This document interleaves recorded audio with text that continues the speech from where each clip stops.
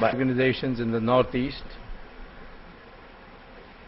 Mr. Chowdhury, Dr. Sushila, and friends, I'm privileged to be here to speak on a topic which concerns and worries all of us, and that is about India being in crisis. Crisis is not new to India. We have had many crises. We had a crisis in, the last one we had was 1990-91, and I know how touch and go it was because I was a minister at that time, and we were able to introduce economic reforms which changed the course of Indian history, and for 20 years we had very high growth rates, and India was called as the new emerging global power, etc., etc. So that crisis produced economic reforms. Similarly, we had a crisis in the China crisis in 1962, as a consequence of which our defense machinery was vastly improved. We had a crisis of food in 1965, which led to Green Revolution. So I find that every time we have had a crisis, India comes out and improved from that crisis. So if there is a crisis, I welcome it. I think crisis is good for India because we act only when there is a crisis, otherwise we don't act crisis. In 1977, we had an election, and I remember from 75 to 77 when I was struggling, fighting, I went abroad to campaign against it. Everybody said this is a poor country, what people understand about democracy? If tomorrow Mrs. Gandhi holds an election, she will get landslide victory. 1977, she held an election, her party not only lost, Mrs. Gandhi herself lost in Raebareli. That was the contribution of the people of India. So I think first of all I would urge you that any crisis comes, have a positive approach, don't be depressed what is happening to our country. We need to analyze and then go forward. The present crisis that nation is in is a different one from all the previous ones, because it's a multiple crisis. It's not just one crisis. It's not economic crisis, defense crisis, or some political crisis, but it's all together. And so we now need to bring ourselves together to find a solution to these crises, all these crises. And I think that if we do manage this time, then I don't think we will have a crisis for a long time. In fact, I think India will become a global power and a massive economic power if we solve this present crisis situation. Now, what are the various dimensions of our crisis? The first crisis we have is a crisis which, I mentioned this as the most important crisis, although the newspapers may not reflect it. The most important crisis is the growing terrorism that the country faces. This is threatening your existence. We have a Maoist terrorist movement. We have a Islamic terrorist movement. We have ethnic terrorist movement in Northeast. We have varieties of crises of this kind, and people say that maybe in Punjab again there might be a flare-up of crisis. So therefore we have all these crises, and we have to deal with them now urgently. And I think the most important of these crises, in the most important dimension of this crisis, is the Islamic terrorism. Islamic terrorism, I say, because they are fighting in the name of Islam. They don't want, this is not that some separatist movement which wants to separate some state from India. But this is a movement which says that India should be Islamized. India should become an Islamic country. And that is being stated formally by Osama bin Laden, who said that India is an incomplete chapter of Islamic history. Now what did he mean by that? He meant that in India, compared to other countries where Islam has invaded, there has been a difference. Iran was once ruled by Zoroastrians. They are fire worshippers. Islam invaded Iran, captured it, came to power, and then in 15 years, Iran became completely Muslim, 100% Muslim. Neighboring country, Babylon, Mesopotamia, which is today known as Iraq, Islam captured that country, Islamic forces, and in 17 years the country of Iraq became 100% Muslim. Similarly, Egypt was conquered by Islamic forces, and in 21 years it became 100% Muslim. Europe was conquered by Christians, and in 50 years they made them 100% Muslim, Christian. But in India, Muslims ruled this country for 800 years, and Christians ruled this country for 200 years. Even then your country today is 83% Hindu. This is the incomplete chapter. This is because every state there was some fighter who did not submit. Rana Pratap in Rajasthan, Kattabomman in Tamil Nadu, Rani Chennamma in Karnataka, against the British Rani Jhansi, Subhash Chandra Bose. Here of your, in your state, there were so many. The Vijayanagaram Empire extended through this state. So we kept fighting. Shivaji fought and got victory also. So therefore, we kept on fighting and they never gave up, and that's why Islam could not convert the Hindus to 100% Muslim. Why we did not win? That is because we took time to learn the new methods of Islamic warfare. When Islam did not come to India, our rules of warfare were very civilized, and the ringmaster is Sonia Gandhi.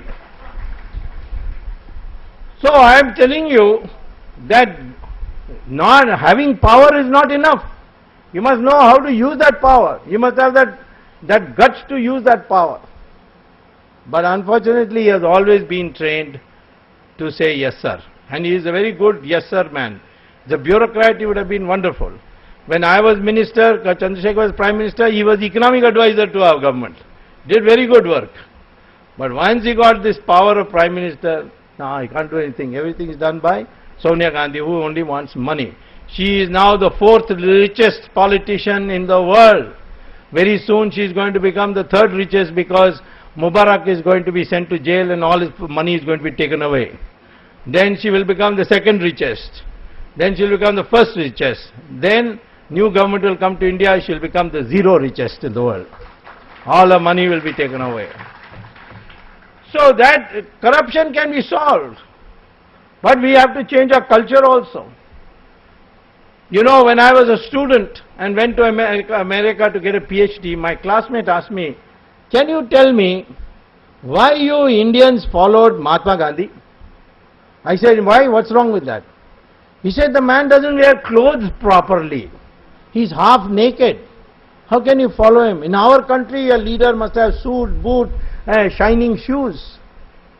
Then I thought about it. Yes, that is correct. Why we accept Mahatma Gandhi? Then what about our religious leaders? In Pope, if you see the Pope, he has satin gown, diamond necklace, ruby necklace, sapphire necklace. His cape has got full of jewels. All completely. Same thing with the Imam in Makkah. But our sadhus, Sri Ravi Shankar or Swami Dayanand Saraswati or the Shankaracharyas, always ordinary Bhagwa. That was our culture. That money will not decide how are you respected. Money will not decide. And making money will not make you happy. That proof we got recently when the most well-known actress of Hollywood, Julia Roberts, came to India to do a shooting. Then she said, I want to go to an ashram. They took her, and there she told the Swamiji, I have made billions of dollars, but I'm not happy. What is the reason? He said that it will take me 10 days of course. I have to give you a 10-day course, you have to stay here. She said, I will stay. So first he taught her pranayam, then he taught her yoga, then he taught her Bhagavad Gita, and finally some lessons from Upanishads, and she was transformed. She went back to America. This is now I am talking 1.5 years ago. Went back to America, to Hollywood, called a press conference, made her husband stand by her side and her 2 children, and she said, today onwards we all 4 have become Hindus because that is the only way to become happy. America has now accepted yoga. NASA has said that if you want to study artificial intelligence and computers, you have to learn Sanskrit because the best language for computers is Sanskrit. We have forgotten. For us it is communal. Sanskrit, oh, it is communal. But there they are learning. Our philosophy of Sanatan Dharma taught us, yes, material progress must be there. And we made material progress. But it also said that in society, social status will not be decided by money. It will be decided by sacrifice and knowledge. And that's why our rishis are like that. It was not by birth. You say today I am a Brahmin because my father mother is Brahmin. No. That's not the correct definition. Read what Rishi Bhrigu said. It is a discipline. If you have knowledge but don't have weapons, don't have money, wealth, don't have land, then you qualify as Brahmin, provided you have got courage. That was the condition. That is why Veda Vyasa, whose mother was a fisherwoman, became a Maharishi, because he had these qualifications. Valmiki was a Dalit. I mean, he was born in a Dalit family. But then because he acquired these qualifications, he became Maharishi, he wrote the Ramayana. Then Kalidasa was going around the forest cutting trees. He became a Maharishi, Kavi of Kavis. Vishwamitra was the son of Kshatriya parents, but he became Rishi of Rishis. And Brahman was not so above that if he broke the law, we forgave him. Ravan was a Brahmin. Karunanidhi did not know this. So he used to celebrate Ravan Leela. One day I took Kamban Ramayana and showed him, what are you doing? This man was a Brahmin. He went to Mansarovar and got a vara from Lord Shiva. For a long time he didn't agree, finally he agreed. After that he has stopped, he has now stopped holding Ravan Leela. But he still doesn't like Rama. Keeps saying bad things about Rama. One day he said, Swami says, Rama Setu. What, Ram built that statue, Setu? Which engineering college did he get a degree from? That the name is Ram Setu. Next day he got ill and he went to hospital. The hospital name was Ramakrishna Medical Hospital. Or rather Ramachandra Medical Hospital. At least Ramachandra has got an MBBS. Let us be happy about that. So sir, I would say, in the time available to me, that we have today only a leadership crisis. Because over the years we have been told, play safe, don't stand up. And if anyone stands up, discourage him. When I was fighting the emergency, people said the same thing. How will this emergency go? Poor people don't know any democracy. Why are you wasting time? Go and live in America. But I said, no, I will fight. I don't know. They used to ask, how will this is the language? They have driven away 5 lakh Hindus from Kashmir. What should we do? Well, the answer is that we can't ask these Kashmiri Pandits to go back because they will be killed there. So instead what we should do, we have 1 crore ex-servicemen. Select 10 lakhs of them. Many of them are still fighting fit. Give them money and give them weapons and say, go and settle down in Kashmir.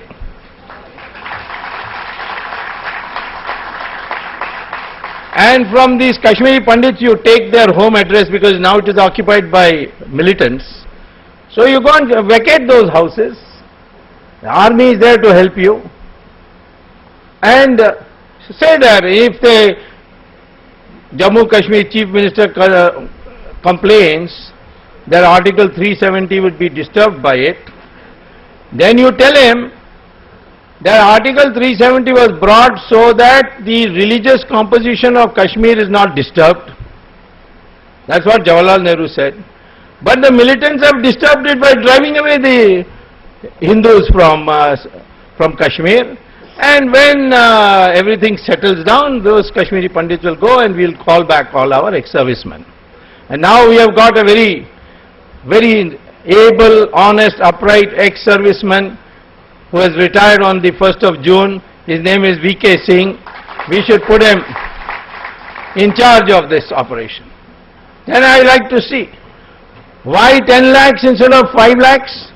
Because we have to tell the militants, you send 1, we will send first time 2. If you send 2, we will send 10. And ultimately we'll take over Kashmir. That is the language terrorists understand. We are complaining that Bangladesh is sending infiltrators into India. 33% of Bangladesh population come into India. They are living in Assam, Bengal. And no use saying put the BSF, more BSF, they will all be bribed. They are all getting bribed. No use saying put a fence because the tender for the fence is also corrupted. And instead of putting steel fence, they put iron fence, and that it can be cut very easily.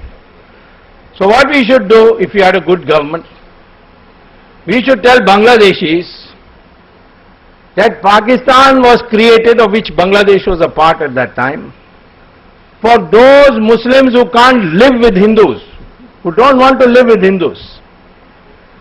Now after getting Pakistan, your Muslims have come to live with the Hindus in our country. So therefore, if 33% has come from Bangladesh to India, either you take them back or give us 1/3 of Bangladesh territory for us in India. And if you draw a line in the map from Sylhet to Khulna, the land above that line is 1/3 of Bangladesh. The military people are very happy with this because now they have to go around Bangladesh, and there is a small thin strip which is called Chicken Neck, where China is above, Bangladesh is below, and then connect to Assam. Any time it can be cut off. Assam can be cut off. So if you get this part, you will be secure. It requires willpower. That is what Mr. Padmanabhaya was saying.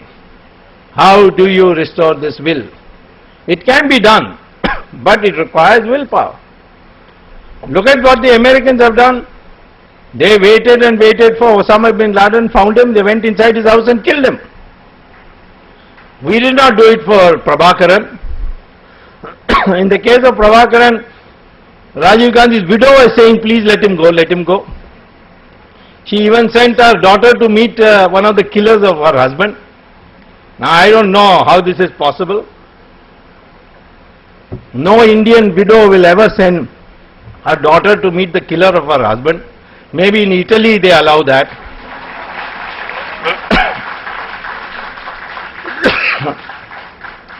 So I would say retaliation is the only answer for terrorists, and that retaliation has to be on the basis of their objectives. Not killing more terrorists, that's not enough. New terrorists will come up. Find out what their objective is. They want Darul Islam, which means 100% Muslim, then put Hindus there. And I can tell you, wherever Muslims are in majority, Muhammad has told them, then that is Darul Islam. There is no room for minorities. In Saudi Arabia, which is Darul Islam, can you build a temple? No. Can you celebrate Diwali? No. Can you put Ramchandra ji's photo in your pocket? No. Can you have Satyanarayan Puja inside your house? No. And the punishment is very severe if you do it.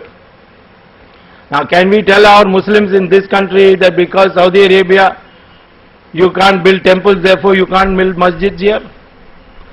Similarly, Saudi Arabia, they demolish masjids on a daily basis to build roads. I was surprised to hear this, because in Makkah there was a masjid called Bilal Masjid, where Muhammad used to read namaz. So one day Saudi Arabian government decided the king, when he goes to Makkah, he should have a palace. So they demolished that masjid and built a palace. So some archaeologists said at least this masjid you should not have demolished. So the Saudi Arabian government issued an official note. Masjid is not a religious place, it's a building to read namaz.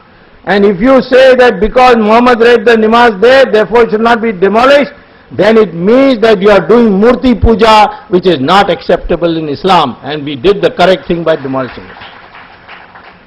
Now supposing I say here, masjid is only a building to read namaz, so we'll build one for you across Saryu river in Ayodhya. Let Ram and the mandir be there.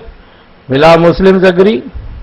They will agree, but our secular leaders will not agree.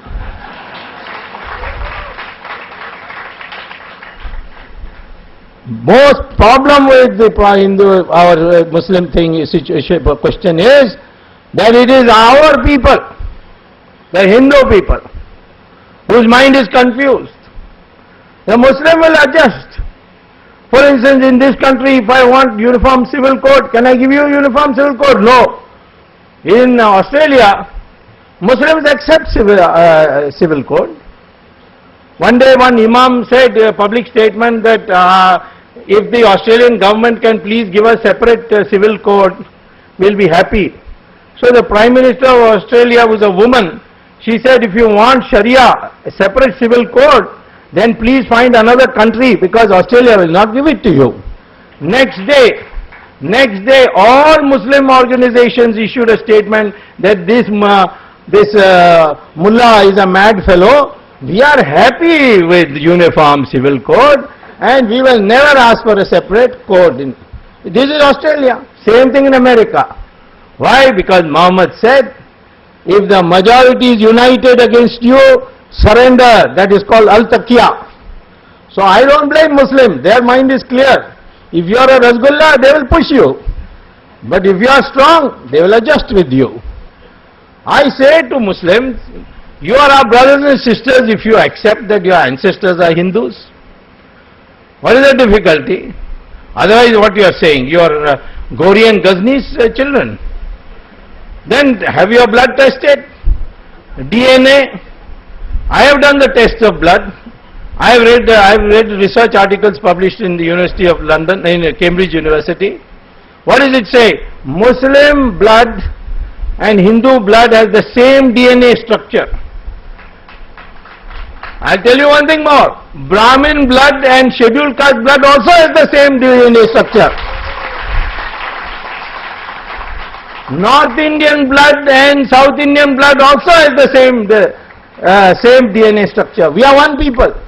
The British have filled your brain with Aryans and Dravidians and all this nonsense.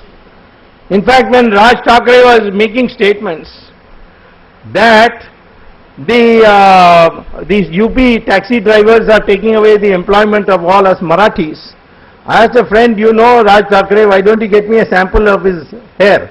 Because even DNA can be found out from hair. So he said, yeah, I go to the same hairdressing salon as him. Next time he goes for haircut, I'll give you a hair sample of his. So I got his hair sample. Then I gave 10 rupees to a UP taxi wala. He gave me his hair sample.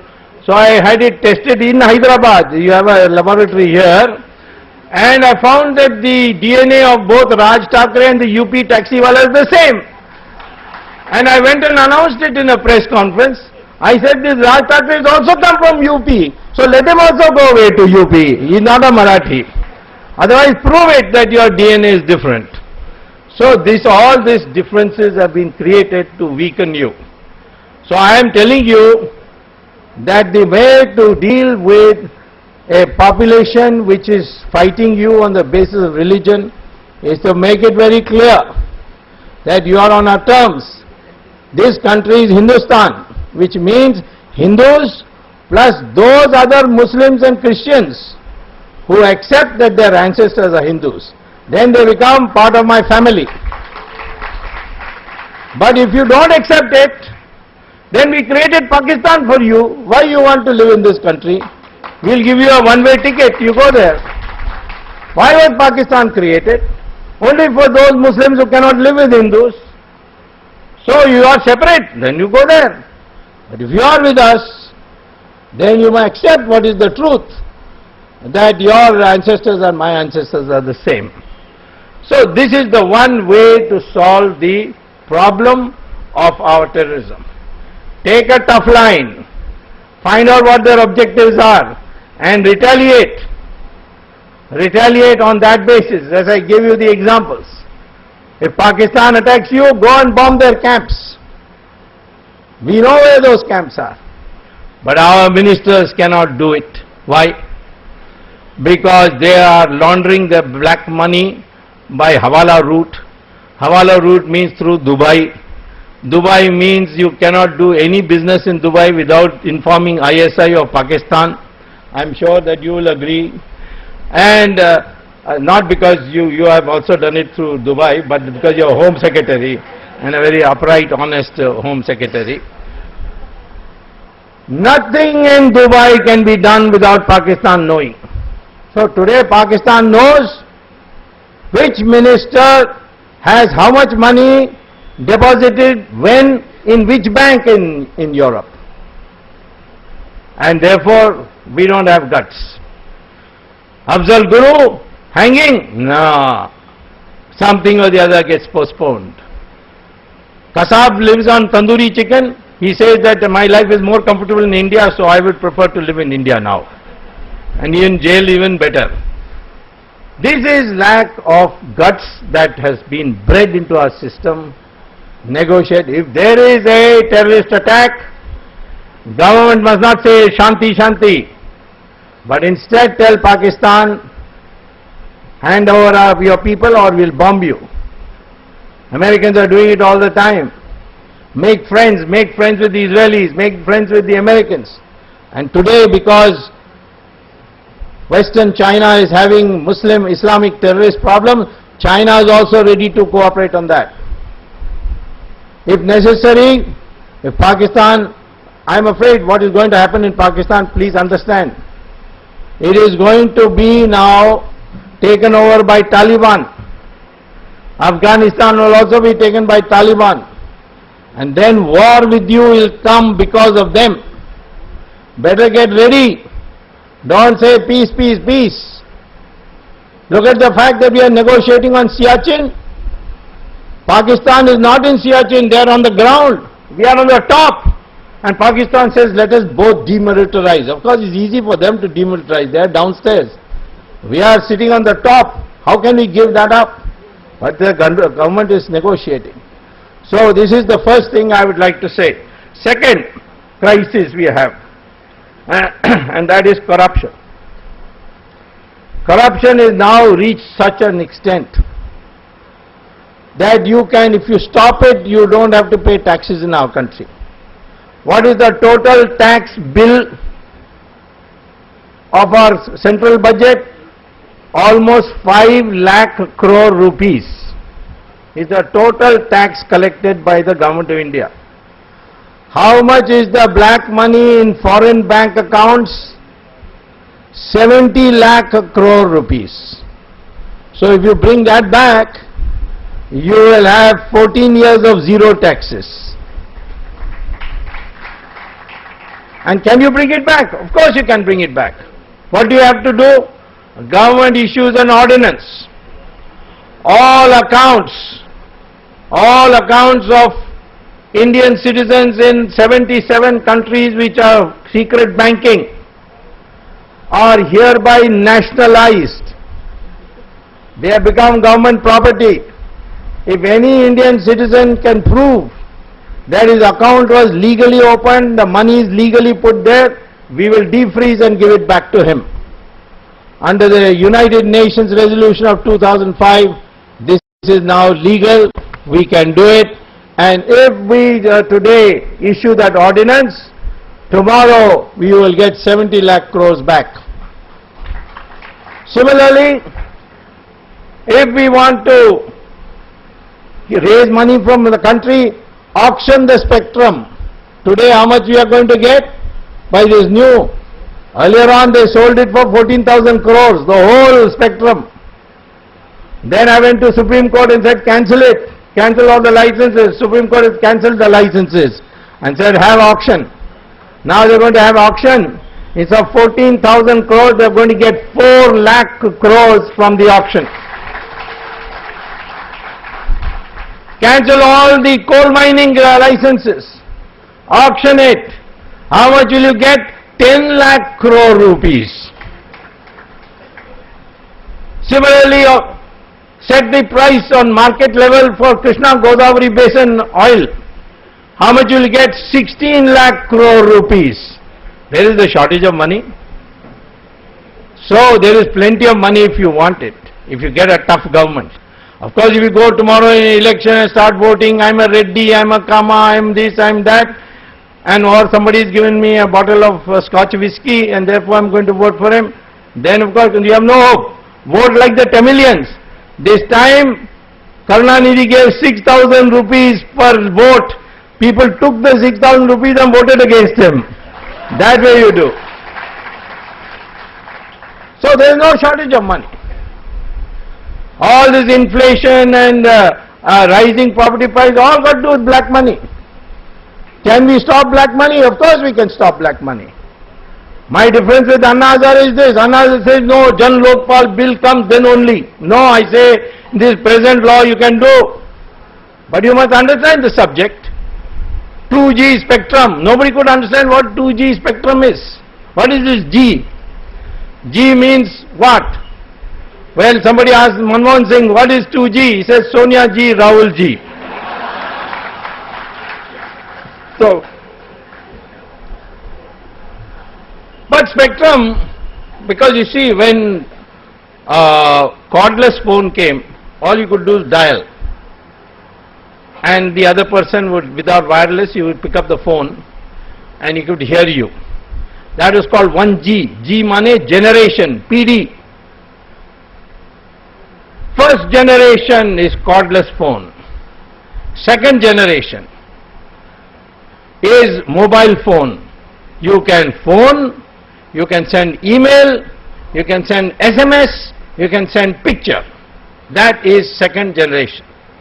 Third generation, you can send, you can make a phone call, you can send email, you can send SMS, you can send picture, and you can send video of yourself phoning. You phone, the other chap picks up, you can see him, he can see you. 4G, fourth generation. You can send 10,000 pages of documents by mobile phone alone. So, all these are distinguished by waves. The first wave, 1G, is like that. Second has more cycles. Third has even more cycles. Fourth has even more cycles. You have to divide the sky, and the division of the sky is called spectrum. And that is what is. In 2001, we were having only 4 crores mobile sets. In 2008, when Raja announced that he will give it at 2001 prices, we had 70 crore mobile sets, and the price of spectrum was 10 times the price of 2001. And therefore Raja sold it to companies which didn't deserve to get it, They then, having got the license, they went and sold it to foreigners at 8 times the price, and without doing any work, just getting spectrum and selling it, they got thousands and thousands of crores, and we lost 1,76,000 crores. These foreign companies were very happy, so they gave a big bribe to Raja. Raja got 60,000 crore rupees as bribe. But he was a clever fellow. He said, no, I can't keep all this myself. I have to distribute. So he kept for himself only 4,000 crores. Only 4,000 crores. Then he gave Karunanidhi 15,000 crores. Because Karunanidhi is party president. He made him minister. And Karunanidhi has 3 wives. So you have to give a little more. He gave 36,000 crores to Sonia Gandhi. Because without her, okay, this could not have been done. Because at one stage, Prime Minister said, auction it. Raja said, no, no, no, I'm not going to auction it, you mind your business. Because Sonia Gandhi told him, don't worry, he's just he's just there, passing time in the PM's office.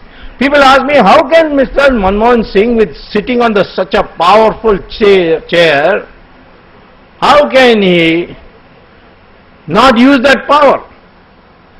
He can finish Sonia Gandhi in 1 minute. Well, I say, have you been to a circus? There will be one big cage, 5 lions inside it. One lean, thin ringmaster will come with a whip, and he'll crack the whip, and he will say, climb up to all these 5 lions. Each of the lions is strong enough just with their paw to knock him dead, leave alone biting him to death. But they will all obey and climb up on the chair, on the bench. Why? Because when they are small, they have been trained that way. So, same thing, in Sanskrit we call lions as Singh. So our Manmohan Singh is also a circus lion. And the ringmaster is Sonia Gandhi. So I am telling you that not having power is not enough. You must know how to use that power. You must have that guts to use that power. But unfortunately, he has always been trained to say yes sir. And he is a very good yes sir man. The bureaucrat, he would have been wonderful. When I was minister, Chandrasekhar was prime minister, he was economic advisor to our government. Did very good work. But once he got this power of prime minister, no, he can't do anything. Everything is done by Sonia Gandhi, who only wants money. She is now the 4th richest politician in the world.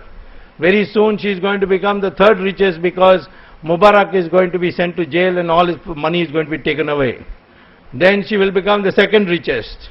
Then she will become the 1st richest. Then new government will come to India, she will become the 0 richest in the world. All her money will be taken away. So that corruption can be solved. But we have to change our culture also. You know, when I was a student and went to America to get a PhD, my classmate asked me, can you tell me why you Indians followed Mahatma Gandhi? I said, why? What's wrong with that? He said, the man doesn't wear clothes properly. He's half naked. How can you follow him? In our country, a leader must have suit, boot, shining shoes. Then I thought about it. Yes, that is correct. Why we accept Mahatma Gandhi? Then what about our religious leaders?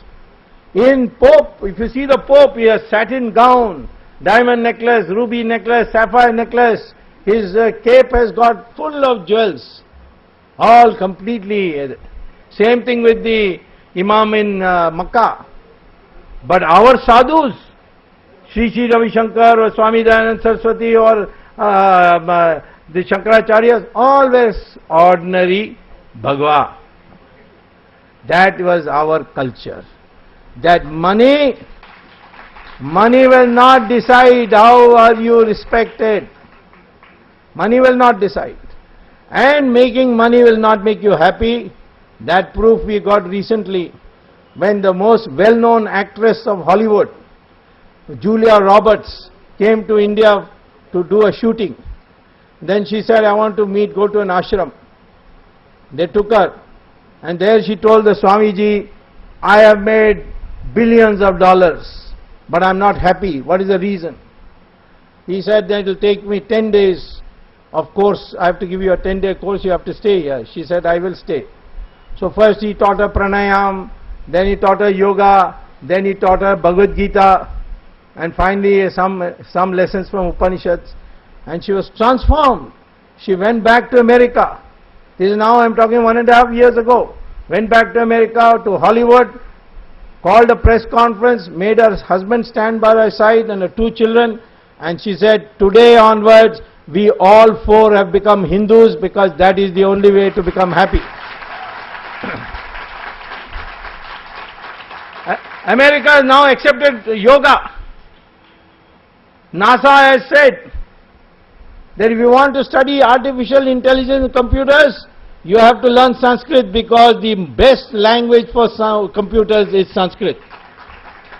We have forgotten. For us it is communal. Sanskrit, oh, it is communal. But there they are learning. Our philosophy of Sanatan Dharma taught us, yes, material progress must be there. And we made material progress. But it also said that in society, social status will not be decided by money. It will be decided by sacrifice and knowledge. And that's why our rishis are like that. It was not by birth. You say today I am a Brahmin because my father mother is Brahmin. No. That's not the correct definition. Read what Rishi Bhrigu said. It is a discipline. If you have knowledge but don't have weapons, don't have money, wealth, don't have land, then you qualify as Brahmin, provided you have got courage. That was the condition. That is why Veda Vyasa, whose mother was a fisherwoman, became a Maharishi, because he had these qualifications. Valmiki was a Dalit. I mean, he was born in a Dalit family. But then because he acquired these qualifications, he became Maharishi, he wrote the Ramayana. Then Kalidasa was going around the forest cutting trees. He became a Maharishi, Kavi of Kavis. Vishwamitra was the son of Kshatriya parents, but he became Rishi of Rishis. And Brahman was not so above that if he broke the law, we forgave him. Ravan was a Brahmin. Karunanidhi did not know this. So he used to celebrate Ravan Leela. One day I took Kamban Ramayana and showed him, what are you doing? This man was a Brahmin. He went to Mansarovar and got a vara from Lord Shiva. For a long time he didn't agree, finally he agreed. After that he has stopped, he has now stopped holding Ravan Leela. But he still doesn't like Rama. Keep saying bad things about Rama. One day he said, Swami says, Rama Setu. But Ram built that statue, Setu. Which engineering college did he get a degree from? That the name is Ram Setu. Next day he got ill and he went to hospital. The hospital name was Ramakrishna Medical Hospital. Or rather Ramachandra Medical Hospital. At least Ramachandra has got an MBBS. Let us be happy about that. So sir, I would say, in the time available to me, that we have today only a leadership crisis. Because over the years we have been told, play safe, don't stand up. And if anyone stands up, discourage him. When I was fighting the emergency, people said the same thing. How will this emergency go? Poor people don't know any democracy. Why are you wasting time? Go and live in America. But I said, no, I will fight. I don't know. They used to ask, how will the emergency go? I said, I don't know, but I'll fight. Well, how did the emergency go? Indira Gandhi one day declared election and she lost the election. And emergency went away. So I never knew in advance that Indira Gandhi is going to declare election and then she's going to lose that election. So we don't know what all will happen. We have to do the right thing, as Lord Krishna said in Bhagavad Gita. The fruits of it will come in what form? Who can say? So we have to have a leadership which takes risk. And that only can come if you elect people properly. Everybody is critical of Mulayam Singh because he says he is doing vote bank politics. Mulayam Singh is a very old friend of mine. I asked him, and I must say he has shown courage so far. He has now supported Abdul Kalam. Mamta is also supported. Of course, in our country, you see, in the Brahma's cabinet, the three most important portfolios held by education by Saraswati, defense by Durga, finance by Lakshmi. Men have got nothing.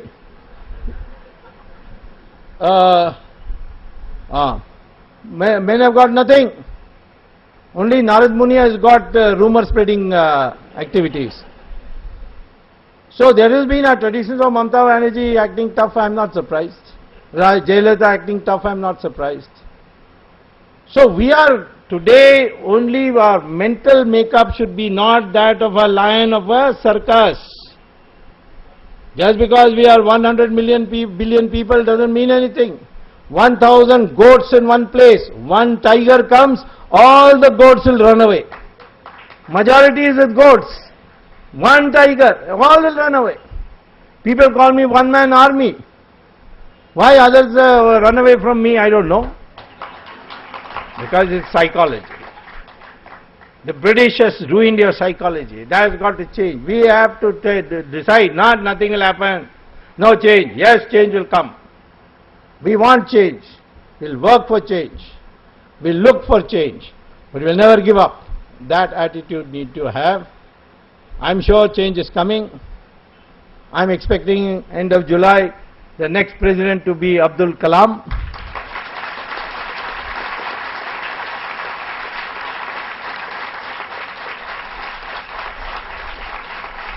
Then end of August Parliament will convene. There will be a vote of no confidence. This government will go. Elections will take place in November. New government will come. Well, we don't know. That is up there. Prarabdha. Have you heard the Sanskrit word Prarabdha? I don't know whose destiny it is. But we will get a new government. We will have to go through a war. I'm telling you, the war with Pakistan is certain. And if you have got a resolve, we'll make Pakistan into 4 Pakistans. That is the strength we have. But the people must have self-confidence. Don't bother, oh, what is this country going to? Where are we? Everything is so bad. No, you'll get the opportunity, utilize it. We have come through all crises in the past. This country will again come through this crisis and go on to become a developed country world. Thank you very much.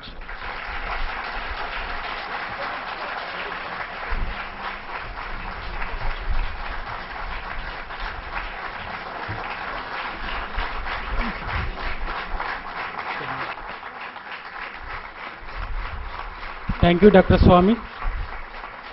One of the best speeches ever delivered in the recent times. Unfortunately, Dr. Swamy has to catch a flight now. He has to go to Chennai.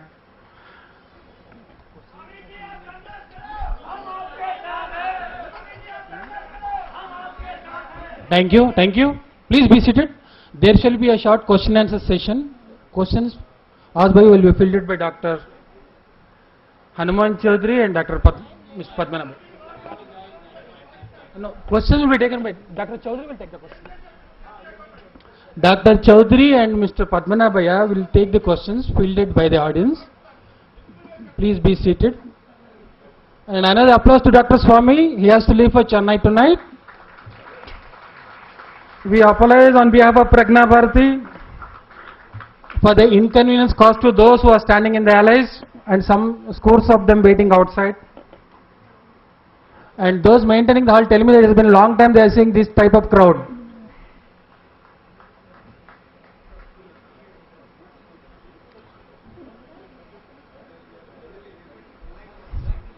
Some of us volunteers will go to the hall and distribute slips. Please put your questions on the slips. and Dr. Chaudhary and Mr. Padmanabh will answer those queries by you. Some announcement please by NEPA.